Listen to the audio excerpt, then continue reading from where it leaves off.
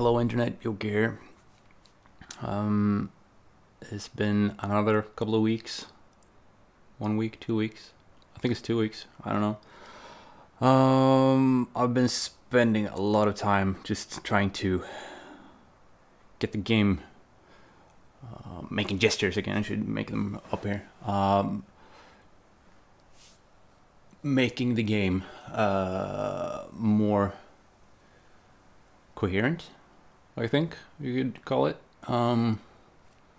Just trying to get the game as solid as possible, and not just there's a feature over here and there's a feature over there, and everything is just very spread out, and everything is just a mess. So instead of having this mess, which is just a mess and it's not even fun, I'm trying to bring everything back together to be a small, compact game with well fleshed out core features. And before you ask, I already have the snooze, so it's over there, disgusting as fuck, probably, but there it is. So I won't start the video by grabbing a snooze today, and I apologize if that's what you were waiting for. So I've been doing that. I've been doing a couple of playtests with a couple of my friends, and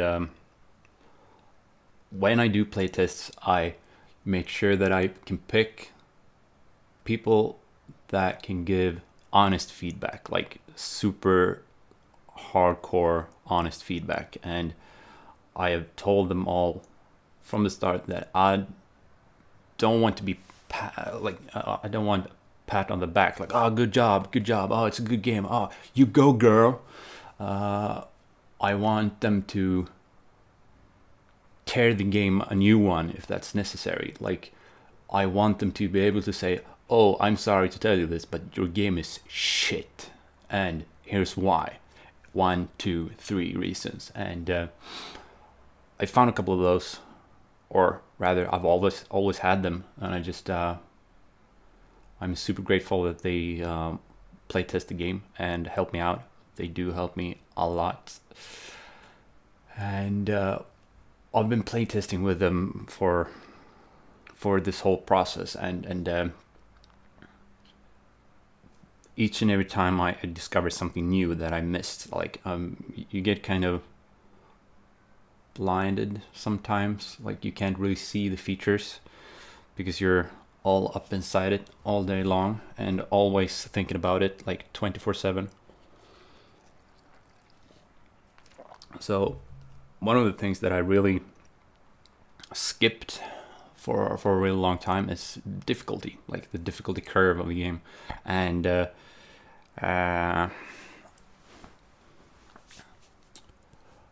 like the difference between the worst weapon and the best weapon in the game is not that big. I wanted to keep the numbers down. Like, I wanted to keep the numbers really small, like 5 damage. That's bad. But 10 damage, ooh, now we're talking. Ooh, 10 damage. And 5 health for a weapon, that is bad. That is like, ooh, garbage. But as soon as you get to 10 HP, ooh. And that's what I wanted. And I realize now that that didn't work out. There's no progression. And I talked to one specific friend about it, and he was telling me that you don't really get the feeling of progression in the game. Like, you progress throughout a couple of levels, but you don't really progress in terms of player. Like, you don't grow as a player. You don't get that much stronger. You don't get that much tougher.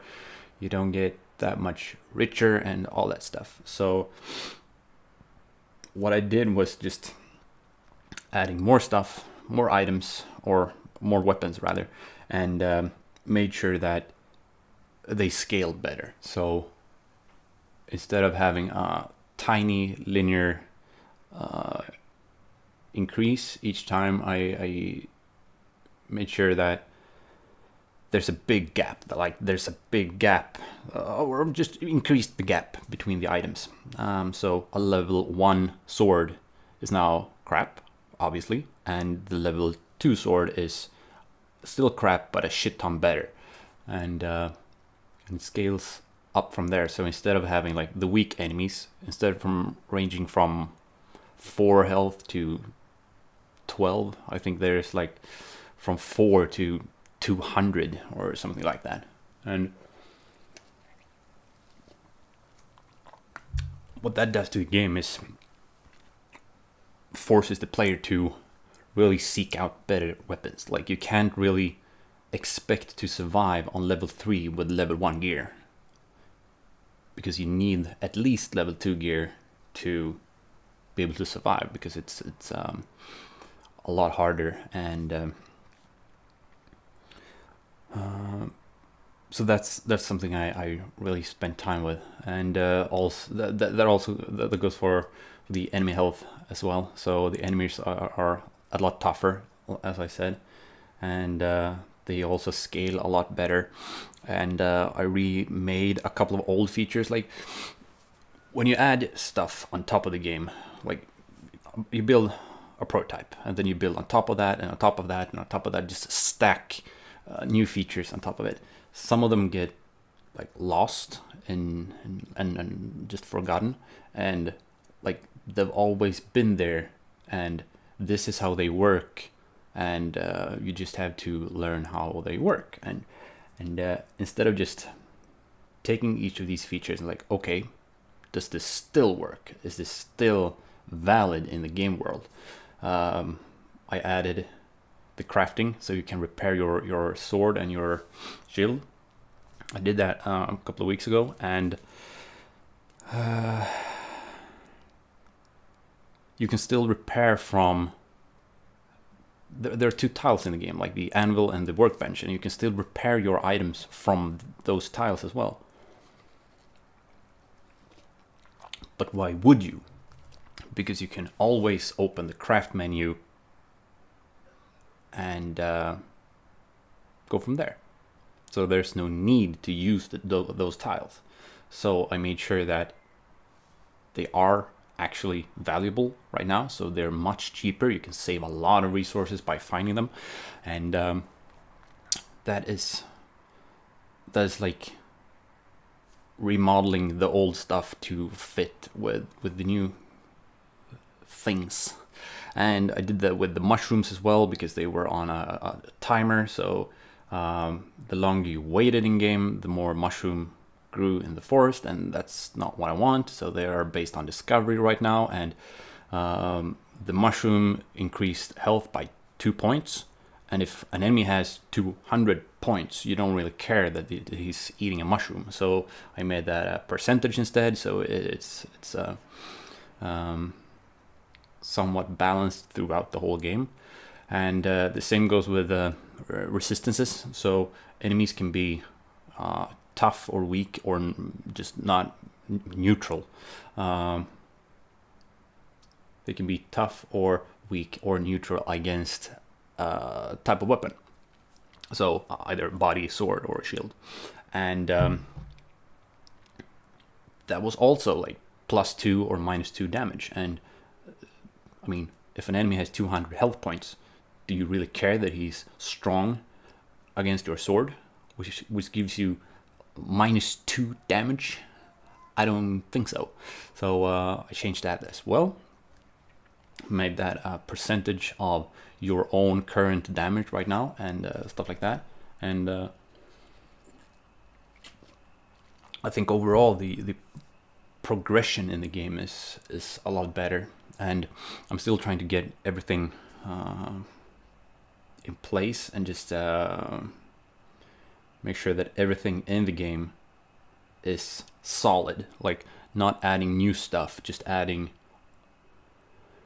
more value to the stuff that's already in the game. So just packaging. Like I think I mentioned this before.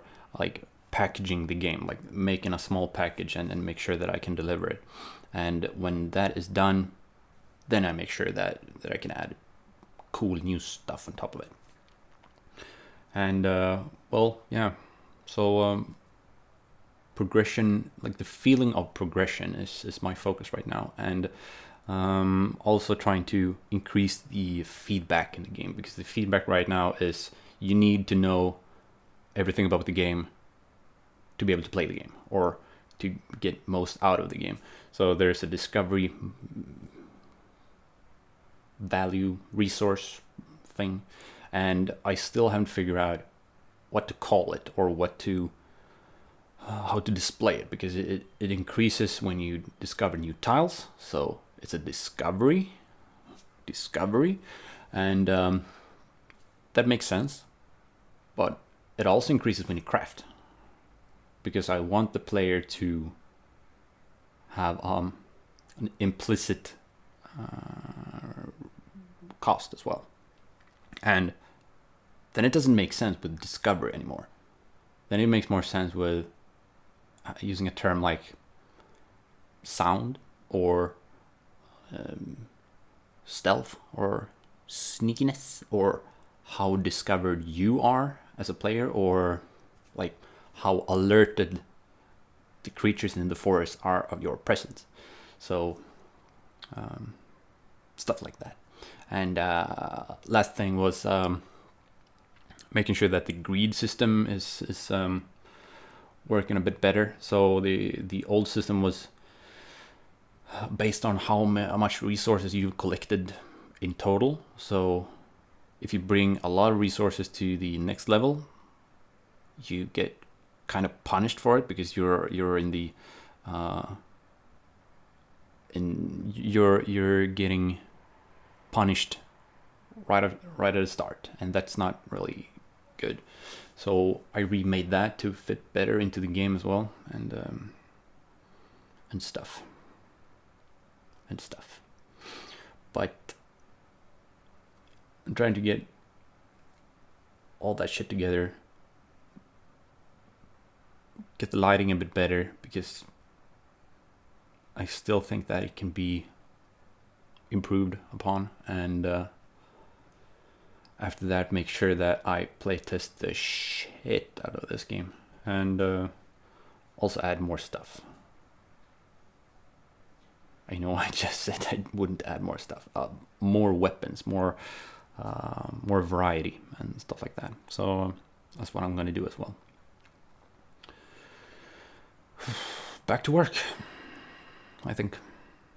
Thanks for watching, and well, like, subscribe, comment, or don't. Well, yeah. So thanks for watching. See you. Bye.